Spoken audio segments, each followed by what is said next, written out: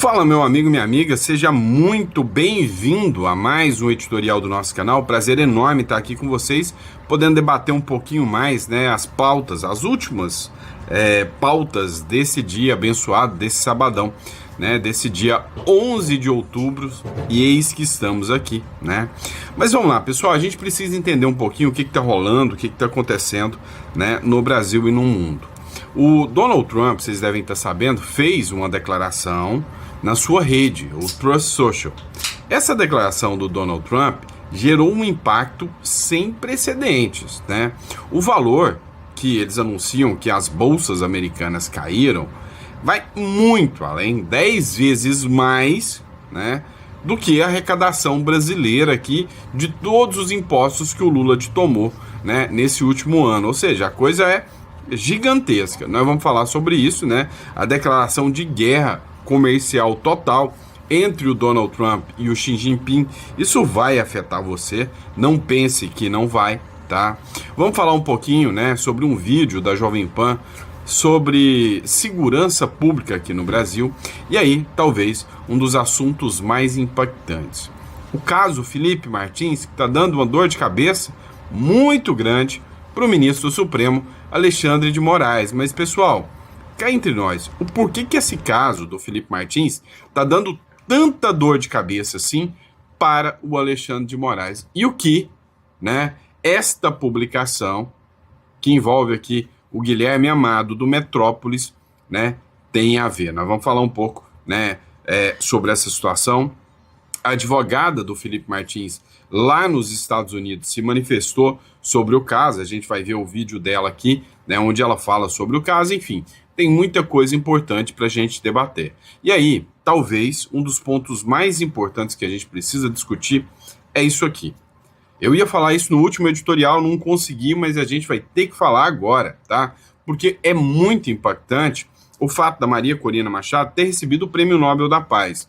Isso mostra uma ruptura com a esquerda radical da América Latina. Ou seja, o Donald Trump acaba de ganhar uma carta branca para tirar, né, o Maduro na base do pontapé. Você vai entender o que está acontecendo nesse editorial. Então, antes de mais nada, não esquece de se inscrever no canal, curtir, compartilhar. É sempre um prazer e uma honra gigante ter você aqui conosco, tá? Então, obrigado por ter acompanhado a gente aí nos 4 editoriais deste sábado abençoado. Mas vamos entender o que está rolando?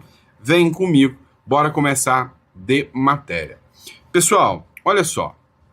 Postagem de Trump gera perda de nada mais, nada menos que 2 trilhões nas bolsas dos Estados Unidos, segundo, né, o New York Times, né, fez uma matéria dizendo que a fala do Donald Trump em relação às sanções à China deu 2 trilhões de dólares, né, de prejuízo à Bolsa Americana. Aí a grande questão que eu falo com você agora é, caramba, você já parou para pensar o impacto da Bolsa Americana?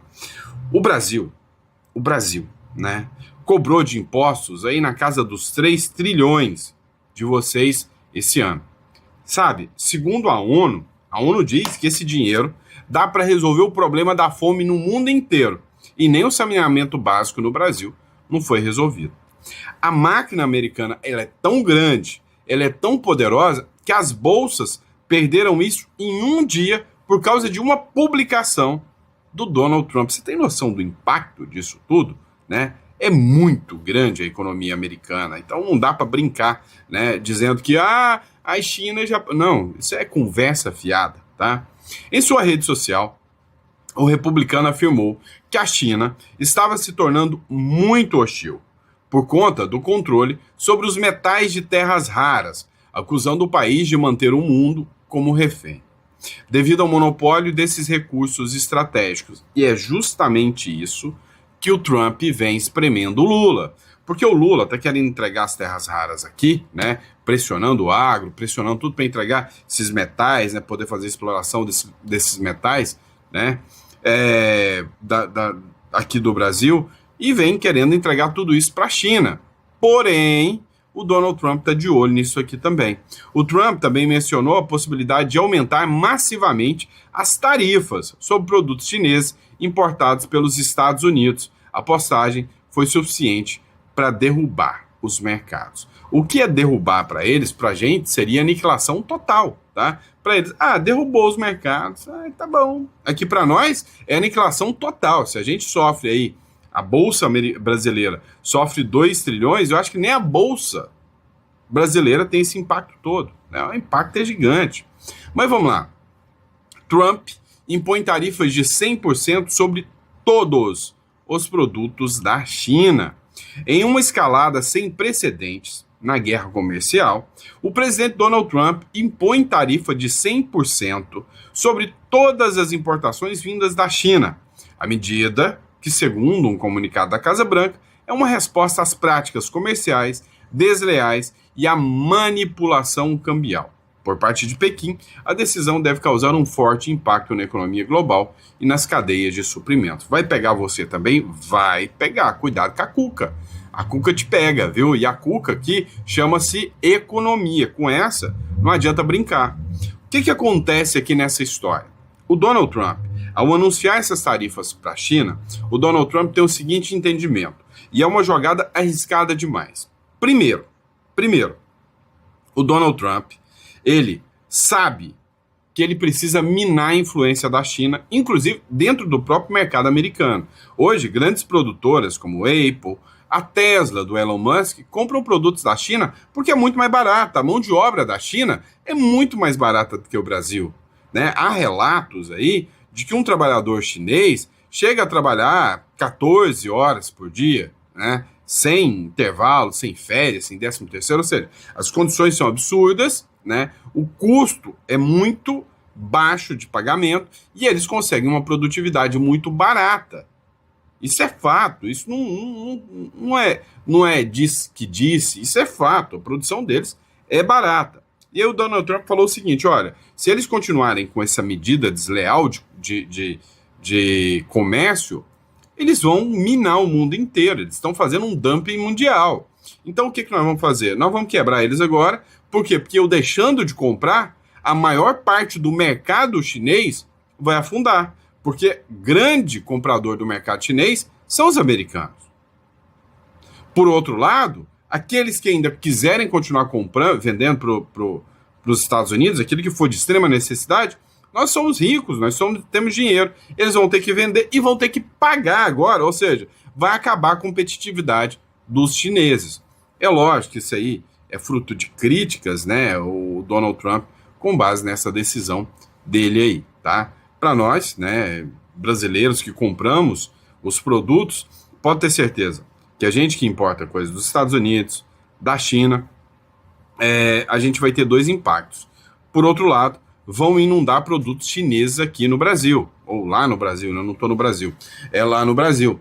E quando inundam no Brasil esses produtos, né, quando vão enfiando esses produtos, tende a ter uma melhora de preços. O Lula vai até se beneficiar com isso, né? Porque em vez de vender para os Estados Unidos, o que já produziram, vão jogar, né, para os países emergentes. Então você vai ver produtos chineses entrando no Brasil. Isso aí, né, é meio que fato. Enquanto que produtos americanos que nós dependemos tendem a aumentar e muito de valor, tá?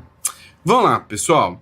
Vamos olhar essa publicação aqui do Giovanni Cherini, né, deputado federal. A justiça brasileira perdeu a vergonha, protege o criminoso e abandona a vítima. Assuste-se com essa publicação aqui. O autor do atentado contra Jair Bolsonaro, Adélio Bispo, passará por um novo exame psiquiátrico e pode ser posto em liberdade. O teste vai medir o seu nível de periculosidade e vai indicar se ele ainda apresenta risco à sociedade. E dependendo do resultado, ele pode ser transferido para um hospital de custódia ou até receber alta. Segundo informações apuradas pelo portal Metrópolis, uma equipe de 2 psicólogos será recebida no Presídio Federal de Campo Grande para realizar esse exame. Adélio não cumpre pena, nem responde à ação criminal, porque foi considerado inimputável em razão dos alegados transtornos psiquiátricos. Começar essa com o Cristiano Beraldo. Esse teste que vai avaliar a condição de Adélio Bispo, a depender da avaliação, ou ele permanece no hospital, nessa unidade psiquiátrica, ou numa outra ponta, a avaliação positiva poderia colocá-lo, inclusive, em liberdade. Beraldo. Mas Karina, como a sociedade brasileira vai confiar nessa avaliação desse sistema penal brasileiro? Mas o fato concreto é que quando a gente olha o histórico e temos, por exemplo, nas condicionantes para a pessoa preso ter direito à saidinha, sei lá, ele tem que ter um determinado comportamento, ele tem que ter um determinado perfil psicológico e tal. E a gente vê no que dá. A quantidade de bandido criminoso que sai e vai para cometer crime, a gente se pergunta, mas isso não foi detectado? Quer dizer, eles são tão bons assim em enganar profissionais que eles conseguem ter uma vida e um comportamento perfeito dentro da prisão, mas na hora que saem através de um benefício, eles já estão prontos para roubar, para matar, para estuprar. Quando a gente observa que a soltura de uma figura como essa, que sabe-se lá em que ambiente, em que circunstância ele se motivou a entrar no meio de uma multidão, segurando uma faca dentro de um saco de papel, se não me engano, para que não fosse percebido. E, de repente, ele vai até o candidato que está ali fazendo campanha e tenta tirar a vida de um candidato. Quer dizer, esse sujeito, ele não tem o mínimo exigido para ter uma convivência em sociedade. Que o funcionamento da justiça criminal brasileira nem sempre está em sintonia com o que nós consideramos como lógico e moral.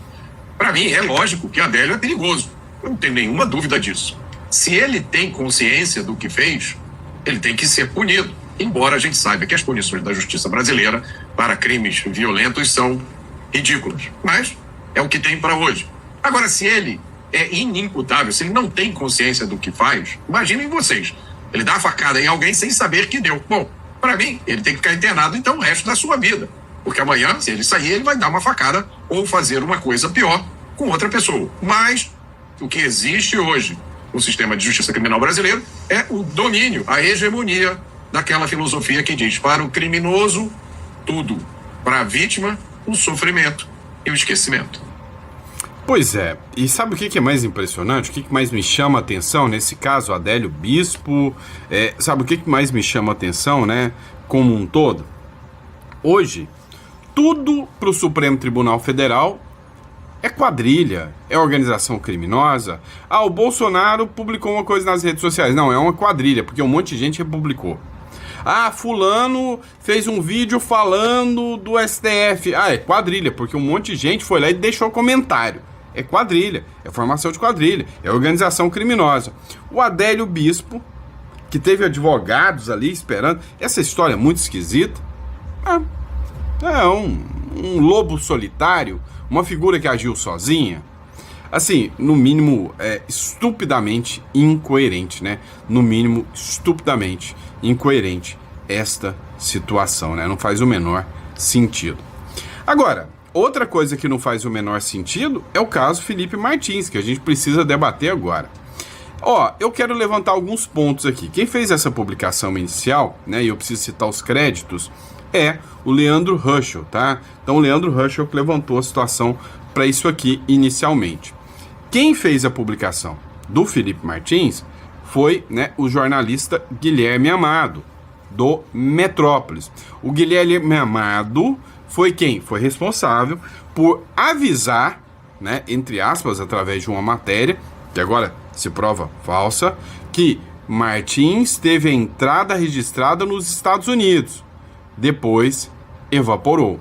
Foi a partir desta matéria, né? A partir desta matéria que ficou, né, constatado que o Felipe Martins teria entrado nos Estados Unidos tentando fugir, e aí foi a ordem de prisão do Felipe Martins. É nítido, é claro, é evidente que essa ordem de prisão do Felipe Martins era para pressioná-lo para fazer, né, uma delação premiada. O menino jovem, não é militar, esse aqui é fácil da gente pressionar ele para conseguir, né, que ele seja um delator, igual o Mauro Cid, né? Ele não foi, ele falou: eu não tenho nada para delatar, eu não vou falar nada. Pois é, o Guilherme Amado disse que um documento que constava num site do governo americano é que dizia que o Felipe Martins entrou em Orlando em 2022. Isso aqui foi lá em 2023, tá? A publicação. Aí a grande questão que fica aqui é: Como que ele sabia? Quem avisou para ele que tinha esse documento lá dentro do site americano? Ou ele surgiu do nada e falou, deixa eu investigar se alguém lá do Bolsonaro deu uma entrada nos Estados Unidos, eu vou ver se eu consigo esse documento, sendo que o documento não era aberto ao público, né? Como é que ele conseguiu isso? Esse é o grande ponto, né? Essa é a grande sacada. Olha só o que o Leandro Ruschel escreveu aqui e que merece, né, a gente fazer uma análise aqui sobre esta situação, né? Olha só o que ele disse. O delator Eduardo Tagliaferro é o mesmo que fez as delações contra o ministro Alexandre de Moraes, acusou o militante de redação Guilherme Amado, é como escreveu o Leandro Ruschel, de ter participado da operação que resultou em buscas, apreensões e censura contra empresários da direita, acusando-os de defender o golpe em uma conversa privada. Então, esse jornalista, ele foi responsável por outras operações, ou seja, ele fazia as publicações para dar validação para as ações que o ministro Alexandre de Moraes, junto com o Tagliaferro, junto com a equipe, né, de perseguição à direita, fazia, né? Então, isso aqui é o que o próprio Tagliaferro informou. Segundo o Tagliaferro, o Guilherme Amado, teria recebido os prints da conversa de uma militante petista, e sua matéria foi um único elemento utilizado por Moraes para abrir a investigação contra os empresários, antes da eleição de 2022. O denunciante afirma ainda ter elaborado um relatório após o episódio. Um relatório, cuja data teria sido alterada para parecer anterior à decisão de Moraes. Ou seja, fraude processual clara e evidente ao ter alterado uma data, né, para parecer anterior à decisão de Moraes, né, o relatório. E o relatório foi posterior, ou seja, documentos fraudados. Isso por si só já daria aso a anular todo o processo. Agora, diante da confirmação pelo Serviço de Alfândega e Proteção de Fronteiras dos Estados Unidos de que o registro de entrada de Felipe Martins foi adulterado para justificar sua prisão e considerando que Guilherme Amado foi o primeiro jornalista a divulgar a falsa informação, fica a pergunta inevitável. E aí? Quem entregou esses dados? Quem repassou esses dados para o jornalismo brasileiro? Quem solicitou isso, né? Tem um nome e alguém será, né, exposto. O Sóstenes Cavalcante fez uma publicação de um trecho de uma matéria da Oeste Sem Filtro, né, que discutiu exatamente esse caso Felipe Martins. Moraes negou que Bolsonaro fosse a posse do Trump usando as provas do Felipe Martins, olha só. E eu recebo essa notícia com naturalidade, porque é algo que já sabíamos, já comprovamos no processo, né, inúmeras vezes. Ocorre que agora nós temos uma manifestação do órgão oficial que cuida da imigração nos Estados Unidos, afirmando categoricamente que não apenas que Felipe Martins não entrou, mas que as autoridades brasileiras utilizaram-se de um registro falso para embasar a manutenção, ao menos, de uma prisão.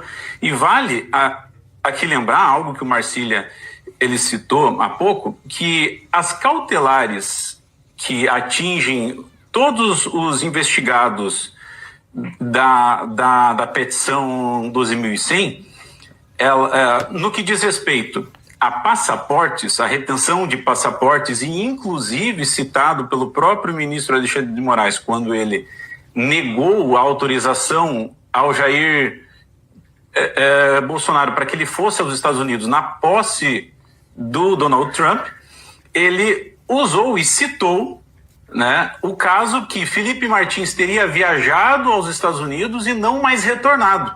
Então o seu local era incerto e não sabido, sendo que Felipe já tinha ficado a época dessa decisão, 6 meses preso e ainda está cumprindo cautelares, porque no processo Alexandre de Moraes jamais reconheceu que Felipe Martins não deixou o país e que, portanto, não existe risco de fuga. Tanto é que as cautelares foram mantidas e ele utilizou, inclusive, esse argumento, esse fundamento, para reter o passaporte do ex-presidente Jair Bolsonaro.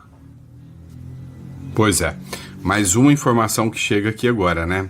E aí, cada vez fica mais gritante, né, a situação de ilegalidade, né, neste caso.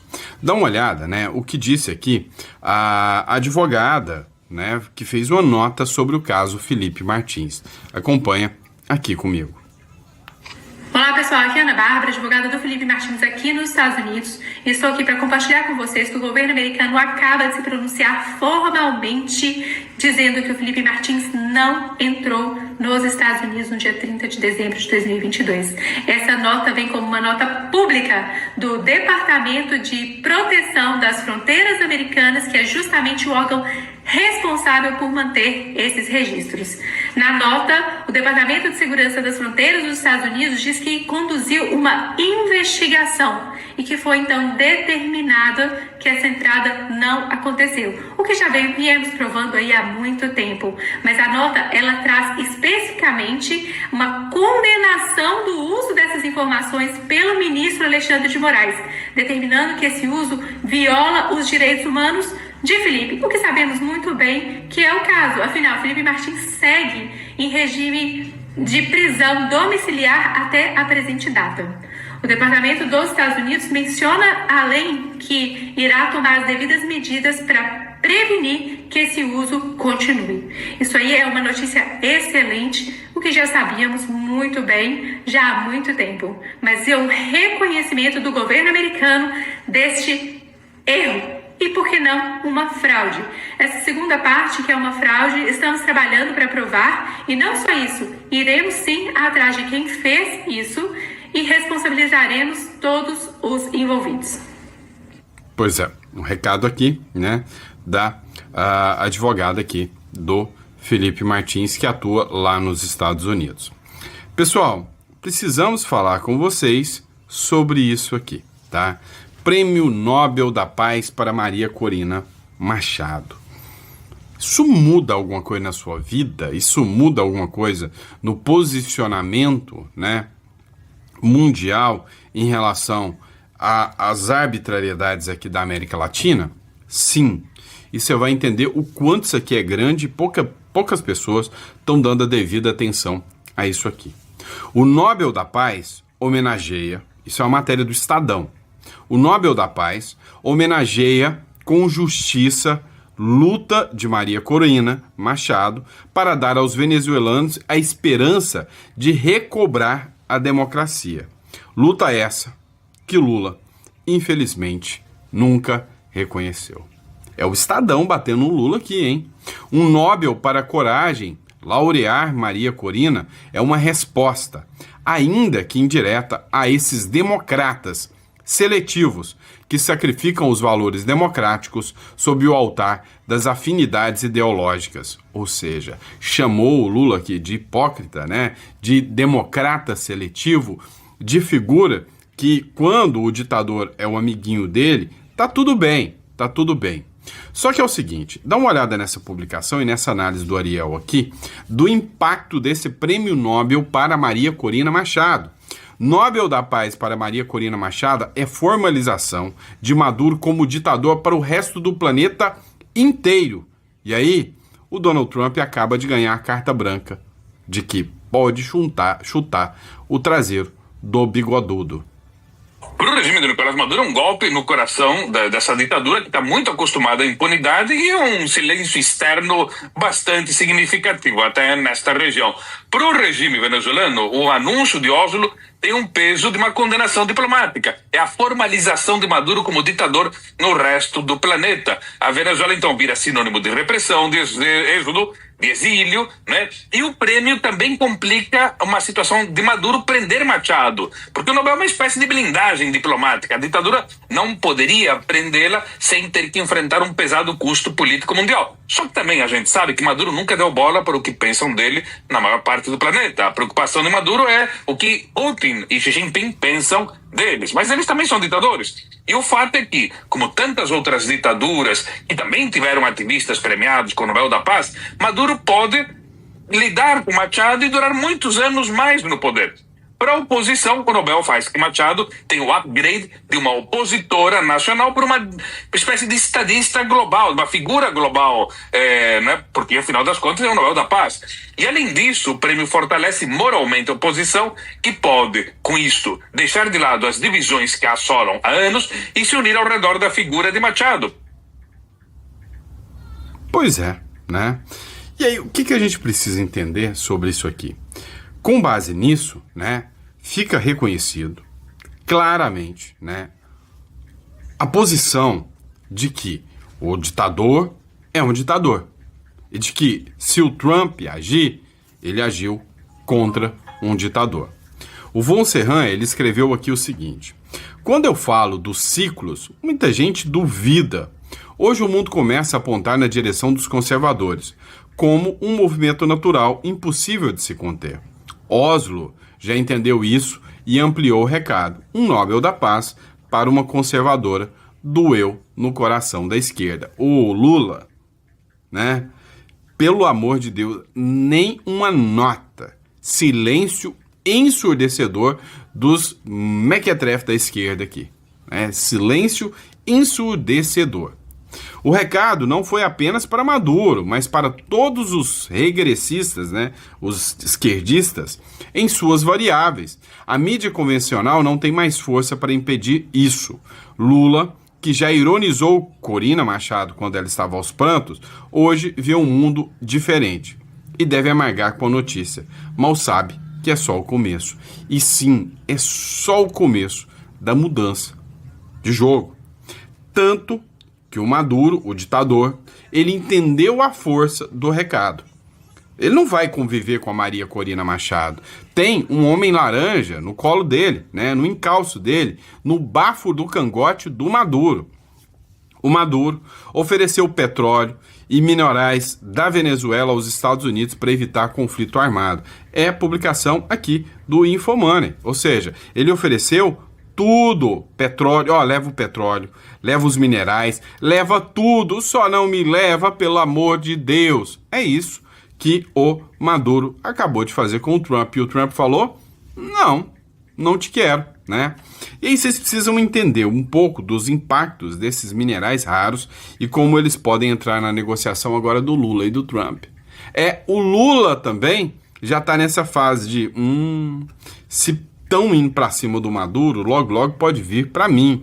Deixa eu acabar com esse papinho aqui de que eu sou o inimigo do Lula e deixa eu começar a negociar com eles. Dá uma olhada nisso aqui.